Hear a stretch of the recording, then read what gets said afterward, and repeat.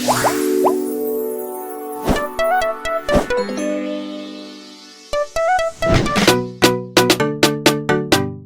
executive system of government is too expensive if we must be honest to ourselves. I'm in support of having a state police and even having local government police. Those who want to invest had better come in now, because Nigeria is going to change and change for good.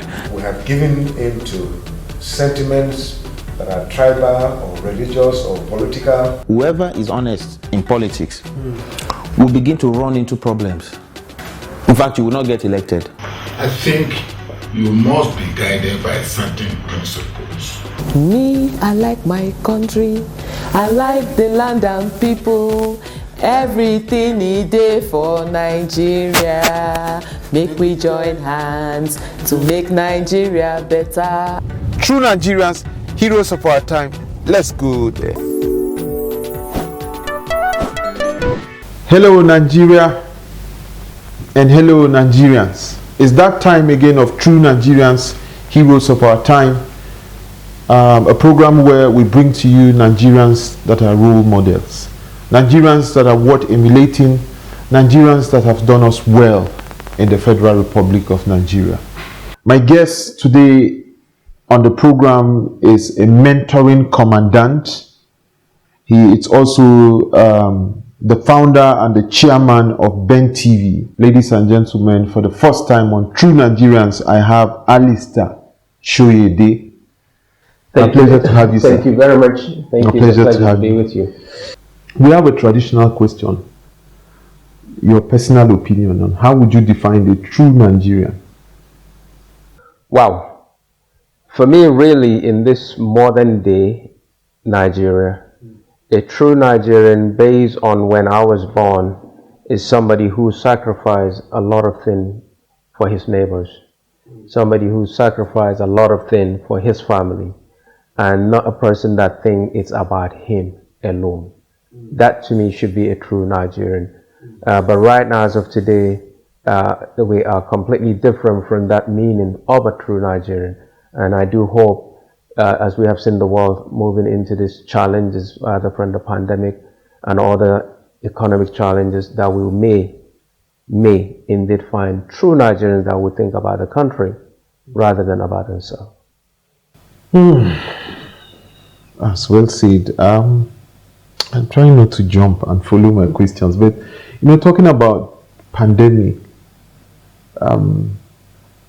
as CEO of Ben TV, we're also proud of Ben TV, back in the UK, and that's a window that we have as Nigerians to be seen. That's the only window we have for a long time. How did the pandemic, how did it affect your work there in the UK? Because I know it's more serious in the UK than in Nigeria. Well, the truth is, it has affected us in terms of being business and corporate more than ever, more than at any time that we started running as a media platform. Because we do have the opportunity of once in a while to run out into Africa to find new businesses that will support the sustainability of our broadcast. Nevertheless, that people might say there's quite a lot of black people in the United Kingdom, which may be true, but they're not profiled business owners, which means then you're able to generate revenue to sustain your platform and your business outfit. So with that, it means that constantly we have to come into Africa, be it Nigeria, find new business that will keep us going. And with the COVID arriving, it means that for almost 7 months, we're not able to have that opportunity of quickly dashing out to find the income, find the business that will keep us going. So right now, definitely the black media are well challenged. And again, what we then realize as well is during this COVID time, that the demand on ethnic media, especially on our own type of platform, is much more than at any other time, because as you have realized, quite a lot of ethnic black people die within the BME community due to the challenges that they face with the COVID-19. And it then means that we need to do more enlightenment program, we need to do more interactive program, more intervention program. But again, the system then says everybody should stay at home. So while you're not getting any support from your black entity, then it means that it is a heavy burden on our type of black media. So it is very challenging, and one of the reasons that we're hoping that we'll be able to capitalize, find intervention, be it in Africa as we normally do. But without that, then you can say some of the medias and some of the black-owned businesses will be closing down, and that's a fact. Wow.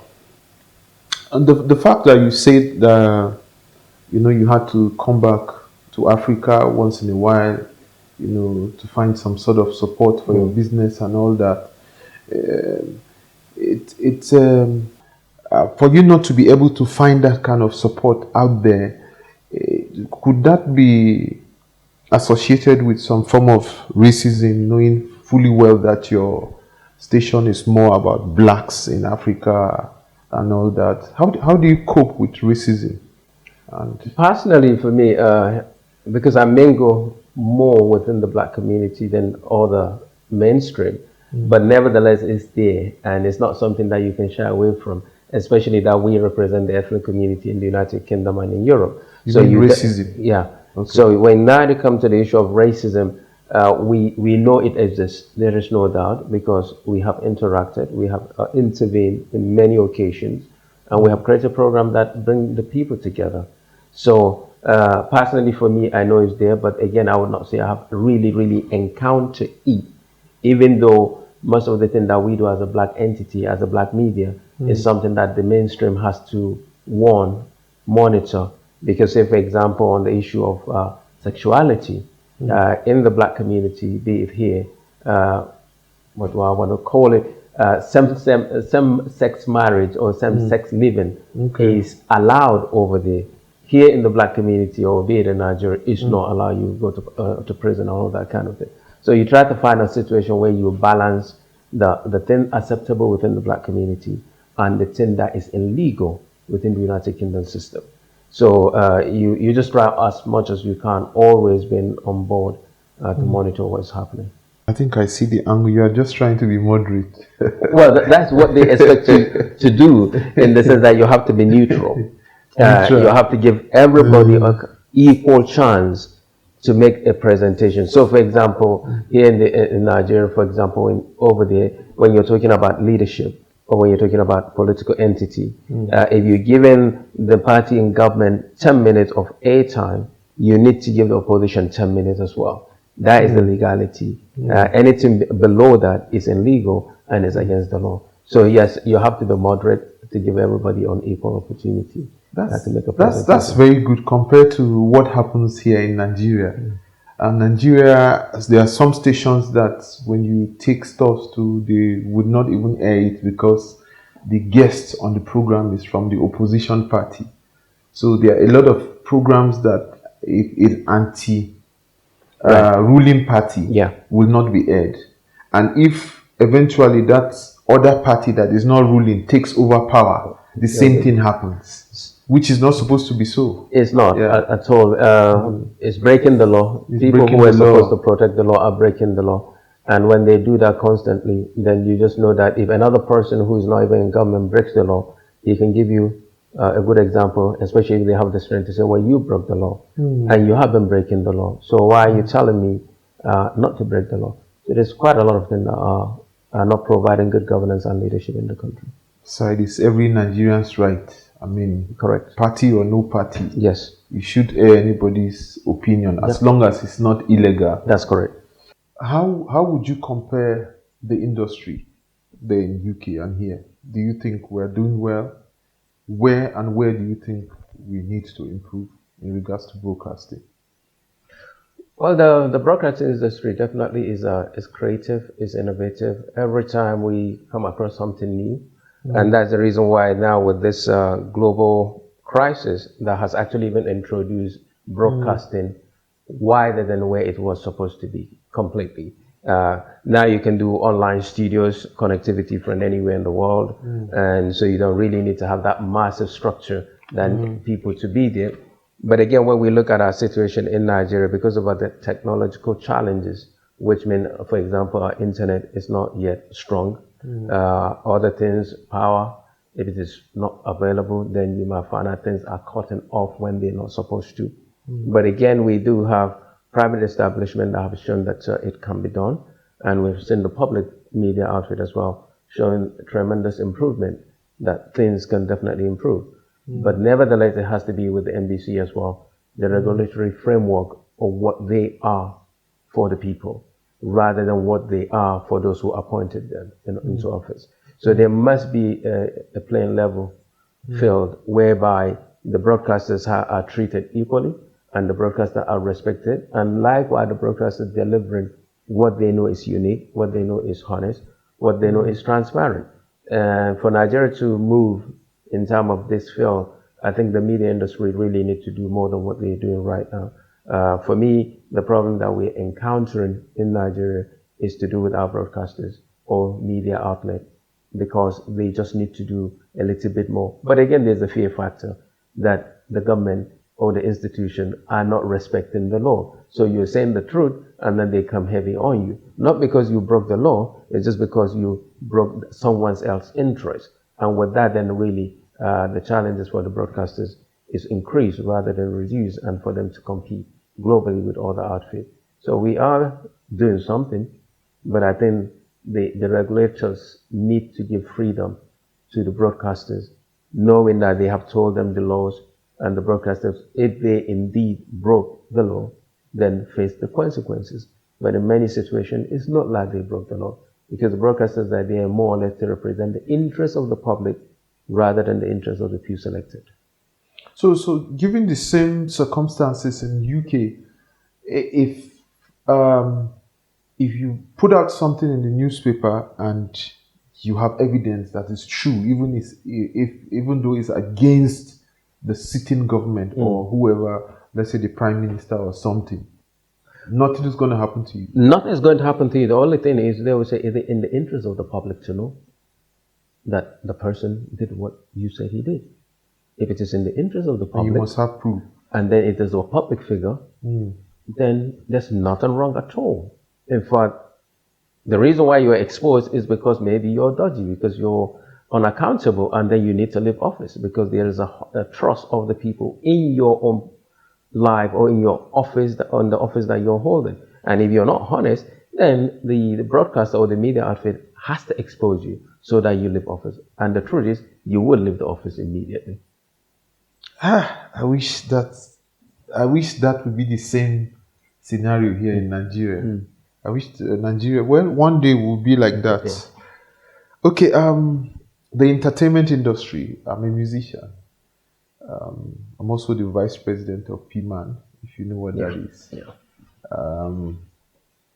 I remember when we were starting, you get like 95% Western music and nobody even listens to us. But now things have changed. The Nigerian music and movie industry has really improved. How does that make you feel? I mean, up there in UK, and how has that contributed to your station?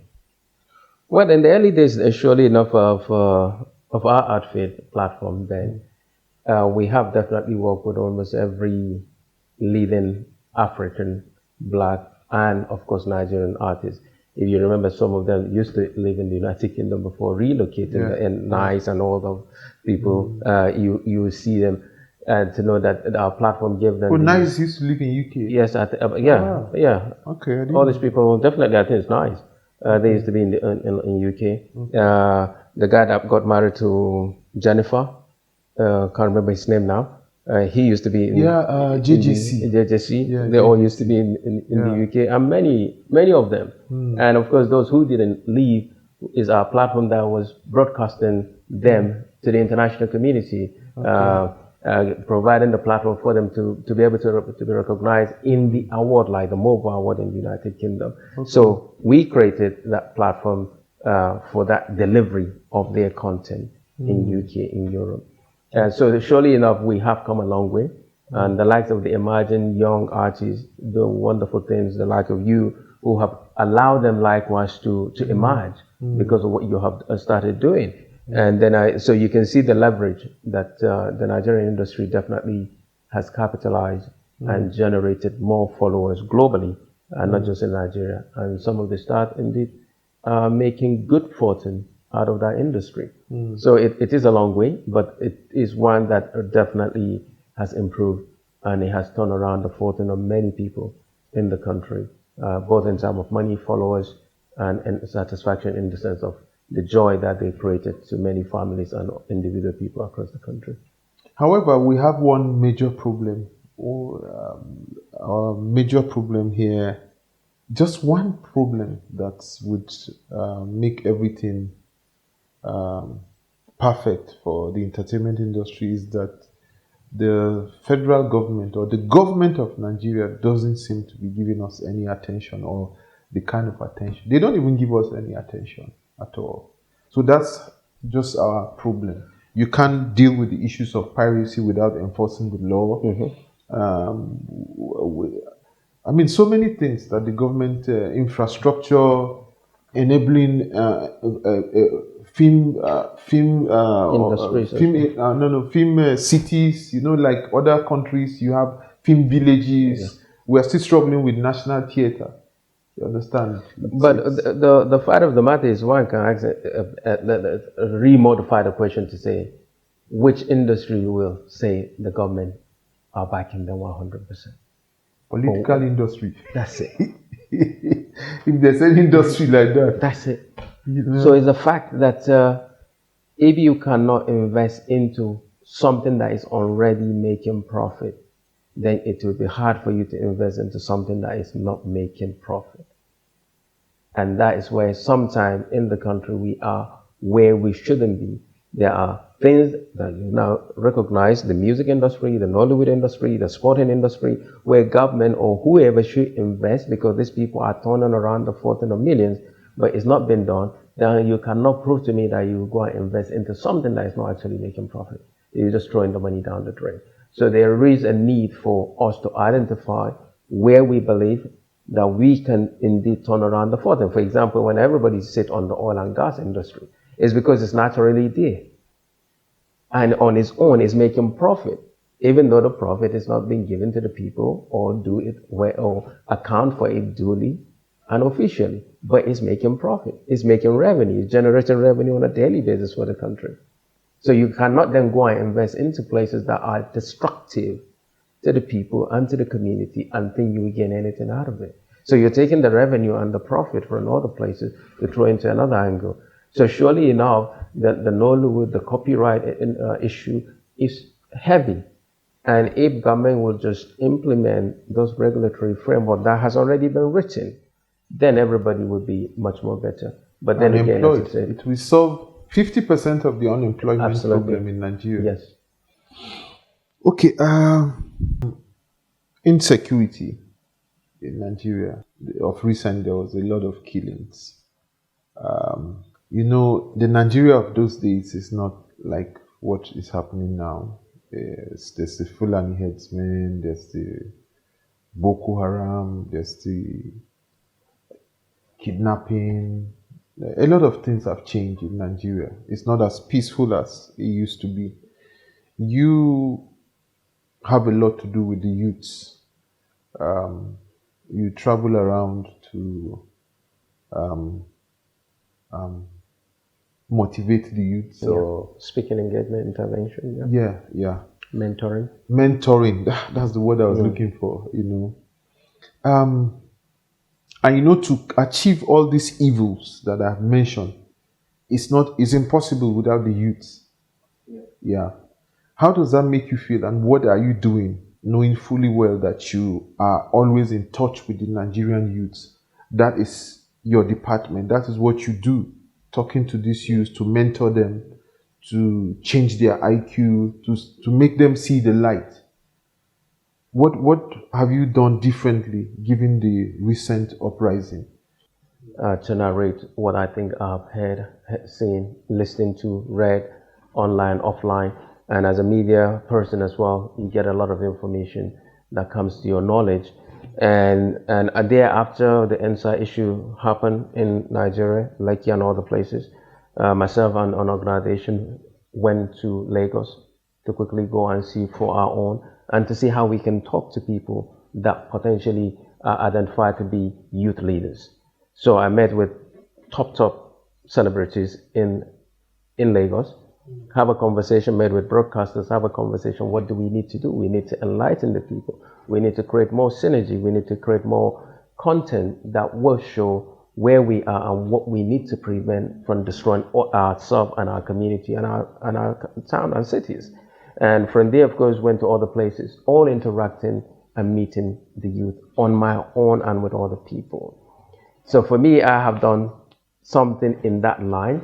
And of recently as well, I went to the north, in places like Katsina, talk on talent discovery with the Katsina people, Katsina government, and to see what more can be done to nurture the talent that God has given individual and those that have talent, to see what they can do with it.